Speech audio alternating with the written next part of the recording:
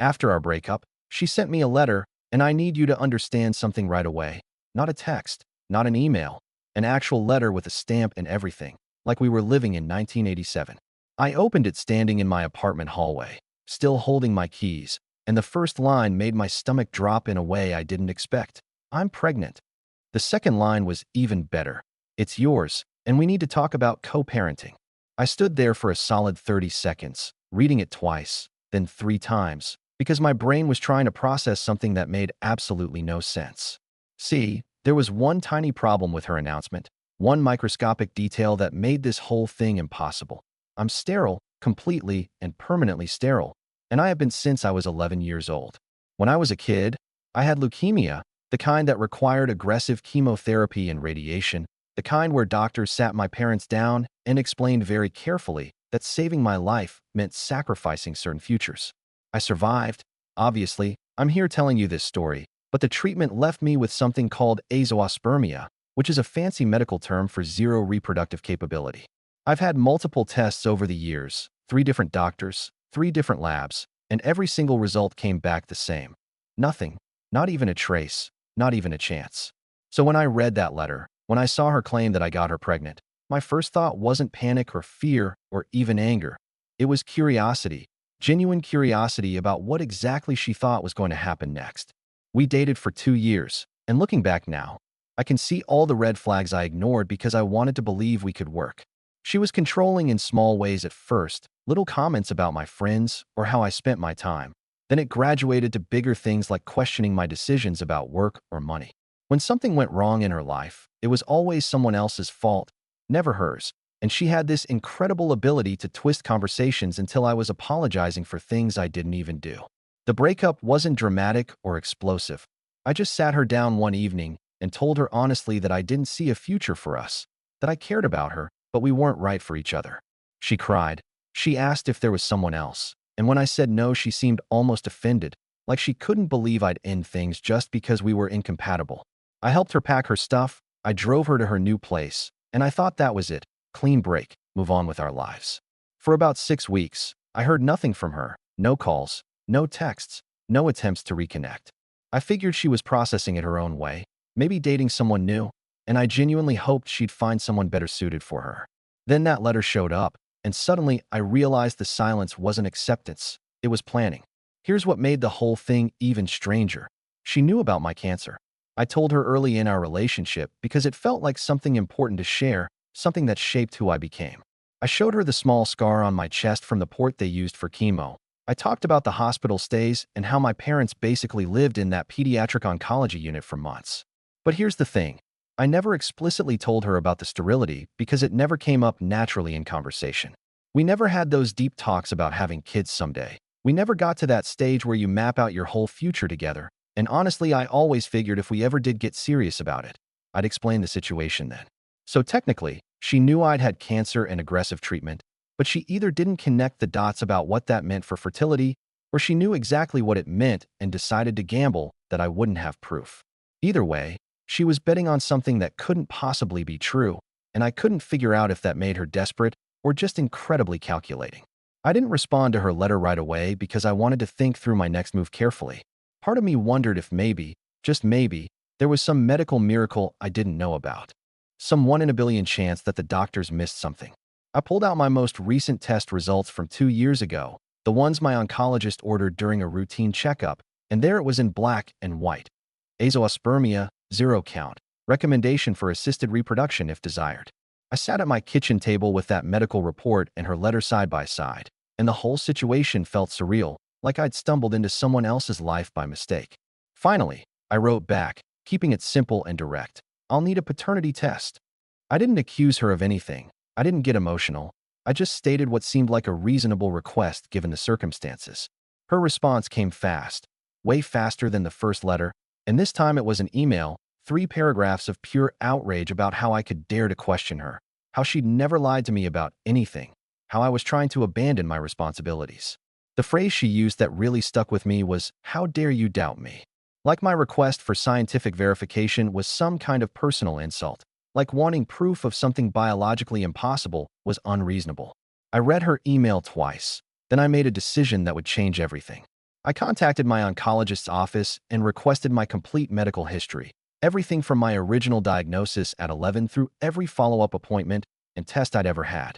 It took about a week to compile, but when it arrived, it was beautiful in its completeness. Treatment records, medication logs, 3 separate analysis reports spanning 15 years, all showing the same result. I scanned every relevant page, put together a PDF with a cover letter explaining the situation very factually, and sent it to her email with a simple message. I am biologically incapable of fathering any child. Any further claims otherwise are medically impossible and legally actionable. I hit send at 9:47 p.m. on a Thursday night.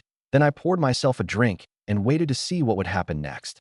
The response I expected was maybe an apology, maybe an angry denial, maybe just silence while she figured out her next move. What I got instead was absolutely nothing. Radio silence. No reply, no phone call, not even a reaction. 3 days went by with zero contact, and I started to think maybe she'd realized her mistake and quietly backed down. Maybe this whole nightmare was just going to fade away without any more drama. Then on Monday morning, I checked my mailbox and found another letter, but this one wasn't from her. It was from a law firm I'd never heard of, and the return address made my blood run cold. The letter was professionally printed on expensive letterhead, very formal, very serious, and it informed me that their client was pursuing legal action regarding child support and parental obligations. They wanted to schedule a meeting to discuss my responsibilities, referenced her pregnancy as established fact, mentioned amounts I'd be expected to contribute, and made it very clear that my refusal to cooperate was being documented. I read it standing in my living room, and for the first time since this whole thing started, I felt actual anger, not at the absurdity anymore, but at the deliberate escalation. She wasn't backing down, she was doubling down, and she'd brought lawyers into something that could have been resolved with one honest conversation. I called my own attorney that same day, a guy I'd used for some contract work a few years back, and I laid out the entire situation for him. His first question was whether I had documentation of my condition, and when I said yes, complete medical records, he actually laughed and said this was the easiest case he'd ever seen. But then he added something that made me pause. The question wasn't whether I'd win, it was what her endgame was, what she actually thought would happen when the truth came out, because it absolutely would come out. This first part of the story shows us something critical: how manipulators often rely on their targets not having evidence to defend themselves. Our narrator's calm, methodical approach of gathering documentation before responding emotionally probably saved him from making mistakes that could have complicated things later. Notice how she escalated to lawyers immediately after receiving medical proof, which suggests this wasn't a confused mistake, but a calculated gamble that failed. The lawyer's letter sat on my kitchen counter for 2 days before I did anything with it. Not because I was scared, but because I wanted to make absolutely sure I handled this perfectly. My attorney told me to gather everything: emails, texts, medical records, anything that could establish a timeline. And while I was digging through old messages, I started noticing things I'd missed before. About 4 months before our breakup, her texting patterns had changed completely. She'd go hours without responding when she used to reply within minutes. And there were entire evenings where she claimed to be working late, but her social media showed she was out somewhere else. Looking back now with fresh eyes, I could see other signs too. She'd seemed tired more often those last few months, made excuses about feeling sick that I'd chalked up to stress from our failing relationship, even started wearing looser clothes that I'd barely registered at the time. At the time, I'd attributed everything to us growing apart, natural relationship decay, but now those gaps felt different. Now they felt like something I should have paid more attention to. I took screenshots of everything, organized them by date, and sent the whole package to my attorney with a note asking what our next move should be. He called me back within an hour and said we were going to send her lawyers something they definitely weren't expecting: complete medical documentation proving biological impossibility, treatment records going back 20 years, and 3 separate lab reports, all saying the same thing. The response we sent was clinical and devastating. No emotion, no accusations, just pure medical fact laid out in language even a first-year law student couldn't misinterpret. We included a letter from my oncologist explaining the treatment I'd received, the permanent effects on fertility, and a statement confirming that natural conception was impossible in my case. My attorney added a paragraph that I particularly appreciated. It basically said that any further attempts to pursue paternity claims would be considered fraudulent and could result in legal consequences for filing false documents. We sent it certified mail to her lawyers, regular mail to her apartment, and copied her on the email version just to make absolutely certain nobody could claim they didn't receive it. Then I waited, expecting maybe a quick retraction, maybe an embarrassed phone call, maybe just silence while they figured out how to back down gracefully. What I got instead was something I genuinely didn't see coming. Absolute radio silence. The kind of silence that feels louder than any argument. 3 weeks went by with nothing, no response from her attorneys, no angry messages from her, not even a passive-aggressive social media post that I could screenshot for documentation. My attorney said this was actually a good sign, that they were probably trying to figure out how to withdraw without admitting wrongdoing, but something about it felt off to me. People like my ex didn't just slink away quietly when their plans collapsed. They adapted, they found new angles, they burned everything down rather than admit defeat. I kept checking my email obsessively, kept looking at my phone expecting some new crisis, and the waiting was honestly worse than the initial confrontation had been. Then on a Wednesday afternoon, I got a text from a number I didn't recognize asking if we could talk about what she'd done to me. The message was from her younger sister, someone I'd met maybe 5 times during our relationship, someone who'd always seemed nice but distant. I debated whether to respond at all, whether this was some kind of trap, but curiosity won out, and I agreed to meet her for coffee the next day. She showed up looking exhausted, like she hadn't slept properly in days, and before I could even say hello, she started apologizing for her sister's behavior. Apparently, the whole family had been in crisis mode ever since my medical records arrived. Her parents had already started buying baby furniture and telling their friends about becoming grandparents. And now everyone was trying to process the fact that their daughter had lied about something this massive. I asked if she'd told them who the actual father was, keeping my voice neutral, and her sister just shook her head and said nobody could get a straight answer. But then she added something interesting. About 8 months ago, right around when those texting gaps and behavioral changes started, my ex had gotten weirdly close with someone from her office, a guy she'd mentioned a few times as just a work friend. Her sister had met him once at some company happy hour, remembered thinking it was strange how much time they spent talking in the corner, but she'd figured it was innocent because the guy was married with kids. The way she emphasized that he had been married made my stomach sink, because I could already see where this was going, could already predict the explosion that was coming for people who had nothing to do with me. I thanked her sister for the information, told her I appreciated her honesty, and went home to document everything she'd told me. That same evening, my ex tried a different approach. She started calling my landlord, leaving messages about how I was an unfit tenant who harassed pregnant women, trying to get me evicted from my apartment. My landlord, bless him, called me immediately to ask what kind of drama I'd gotten into, and when I explained the situation and offered to show him the legal correspondence, he just laughed and said he'd dealt with vengeful exes before. He mentioned she'd called 3 times that day and asked me to send him something in writing so he could tell her to stop. I emailed him a brief summary and copies of the relevant documents, and he forwarded them to his attorney with a note saying if she contacted him again, they'd pursue harassment charges. But she wasn't done yet, not even close. While she was trying to destroy my housing situation, she was also apparently running a completely different scheme at her workplace. One of my friends who worked in the same industry sent me a screenshot of a fundraiser that had been circulating through her company's internal channels. The description was heartbreaking if you didn't know the truth. Single mother abandoned by her partner, struggling to afford prenatal care, just trying to give her baby a good start in life. People had donated, not huge amounts, but enough that it probably added up to a few $1,000s. And the comments were full of supportive messages calling me every name you could imagine.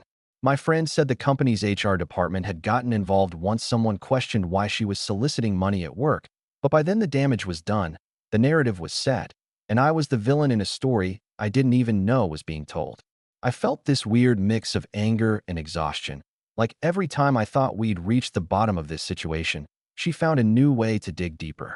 My attorney said we could potentially pursue defamation claims, but he also pointed out that sometimes the best response is just letting someone destroy their own credibility, and in this case, that's exactly what was happening. The real breaking point came from a direction nobody expected.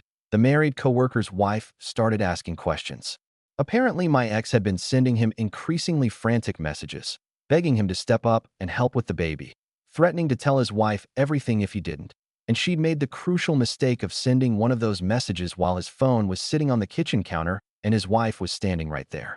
The wife confronted him. He apparently crumbled immediately and confessed to an 8-month affair, and their entire marriage imploded in the span of a single evening. But here's where it gets messy. The wife wasn't content to just divorce him quietly.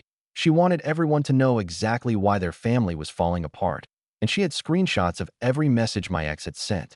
She posted them in a private Facebook group for parents at their kids' school. Someone from that group worked at my ex's company, and within 48 hours the entire office knew the real story. The fundraiser got shut down. HR launched an investigation into whether company resources had been misused, and suddenly my ex went from sympathetic victim to office pariah in record time. My attorney called me on a Friday afternoon with news that felt almost anticlimactic after everything else. Her lawyers had sent a formal letter withdrawing all claims and stating that the initial petition had been filed in error. No apology, no acknowledgement of the chaos they'd caused, just a sterile legal statement basically saying they'd made a mistake. He asked if I wanted to push for anything else, maybe a formal retraction or a settlement to cover my legal fees, but honestly, I just wanted it over. Let it go, I told him. Let her deal with the consequences she created. He agreed, but suggested I keep all the documentation indefinitely, just in case she tried something else down the road. I organized everything into a folder on my computer, backed it up in 3 different places, and tried to figure out how to move forward from something this bizarre.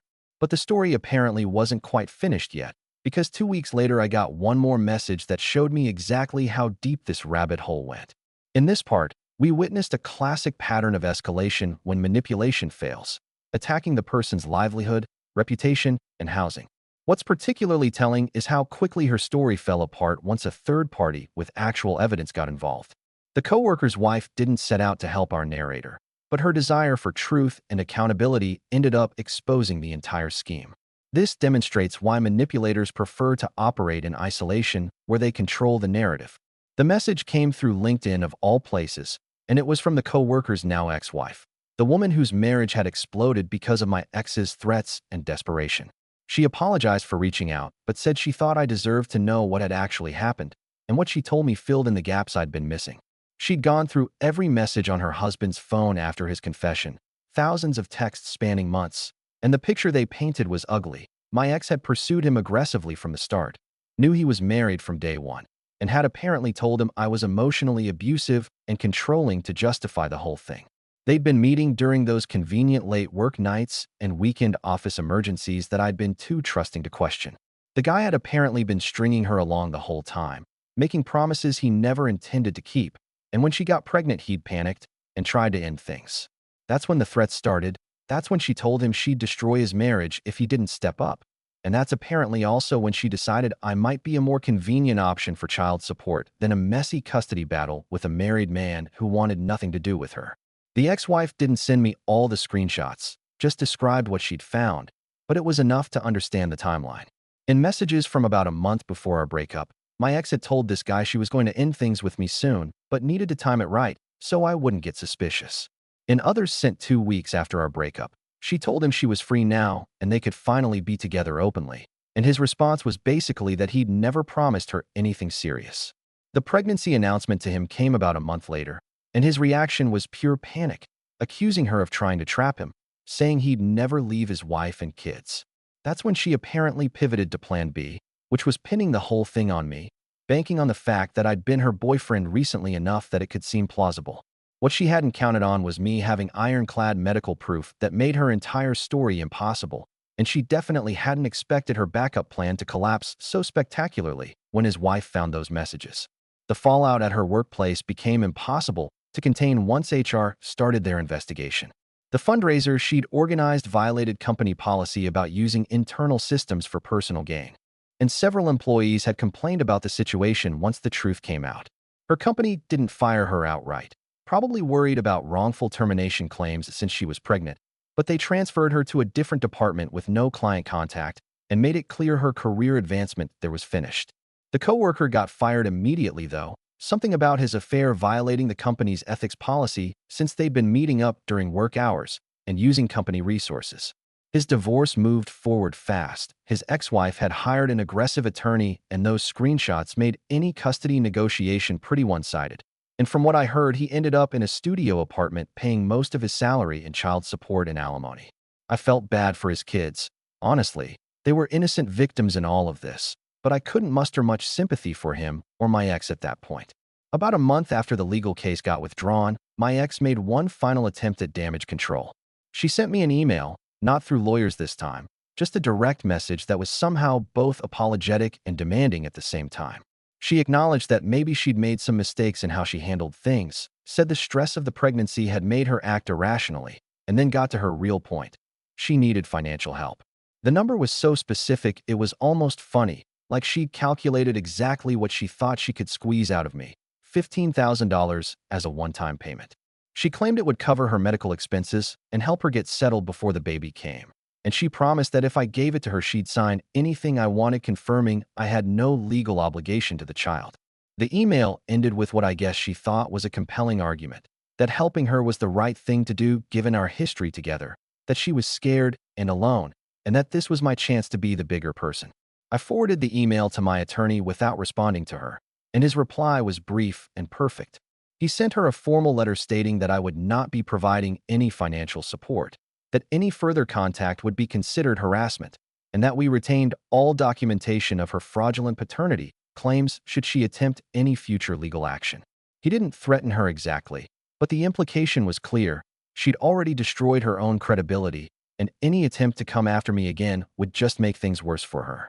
After that letter, the silence was finally permanent. No more emails, no more letters, no attempts to contact me through mutual friends or family members. I changed my phone number anyway, blocked her on every social media platform I could think of, and made it clear to the few people we both knew that I didn't want updates about her life or situation. About 7 months later, the coworker's ex-wife sent me one final brief message. My ex had given birth to a boy. She was living with her parents because she couldn't afford her own place anymore, and the coworker had signed away his parental rights rather than deal with custody arrangements, though he was still legally obligated for child support.